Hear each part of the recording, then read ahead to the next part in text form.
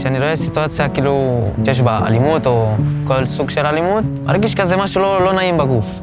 אין איך להתחמק מזה, זאת אומרת, גם האלימות המילולית יותר, אבל גם הפיזית, לצערי, פוגשת אותי ואת כולנו המון, אני חושב. מבאס לראות שאנשים יכולים להגיע לכזאת סיטואציה.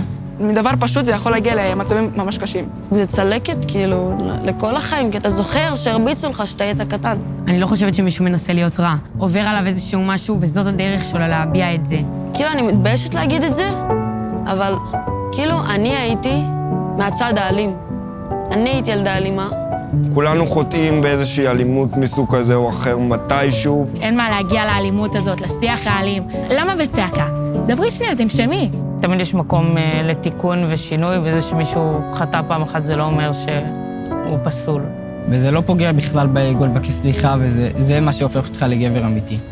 אפשר גם לדבר ואפשר לפתור את זה בצורה יותר נעימה.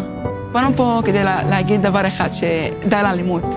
זה חשוב שהנוער יקדם את זה. אנחנו פונים לנוער, אז הנוער חשוב שהנוער יפנה לנוער. זה לא קול אלימות. דיבור נגוע אין אצלנו בלב יפו. אלימות? לא בשבט שלי. אלון, מש בקשפי. אלימות? לא בסניף שלי. חרם? לא בקן שלי.